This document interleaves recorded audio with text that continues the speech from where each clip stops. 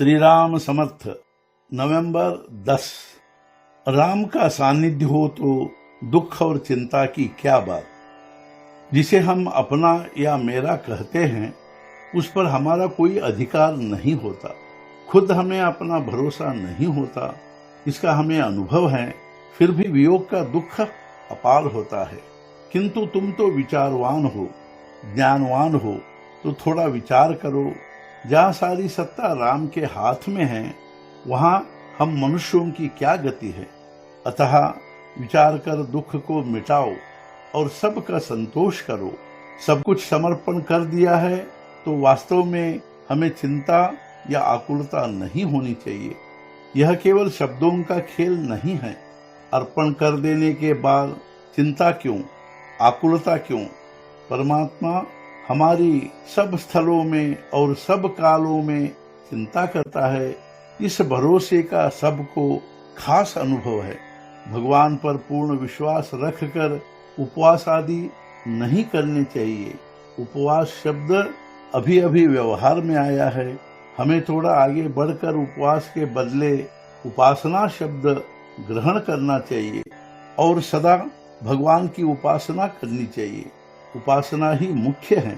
उपासना से ही राम की समीपता प्राप्त होती है। राम की समीपता होने पर दुख और चिंता की क्या बात है। वे तो रफू चक्कर हो जाएंगे। जैसे सूरज के प्रकाश से अंधकार क्षण में हट जाता है। मेरी इतनी बात माने कि सिर पर जो चिंता और दुख का बोझ है वह राम क्षण में उतार देंगे। राम का स्मरण होते ही समाधान होगा। हम भगवान से यही प्रार्थना करें कि हे भगवान, देह के कारण बहुत दुख पीड़ा होती है। परिणाम यह होता है कि हमें आपका विस्मरण होता है। अब हमें आपके अखंड नाम स्मरण की बुद्धि दे। मैं तो अपनी देह तुम्हें अर्पण कर चुका हूँ।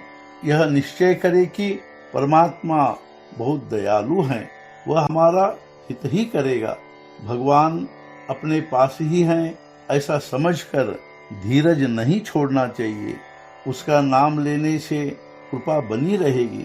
राम कृपावंत है और सब कुछ देखता है।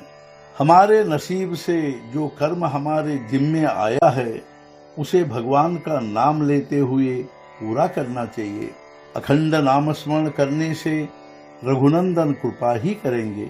इसी उपाय से निश्चय ही समाधान होगा।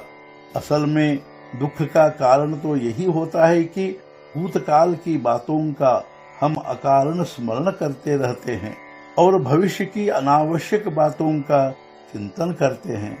स्वार्थ को ही हम अपना समझते हैं, इसलिए हम ही स्वयं अपने दुख का कारण बनते हैं।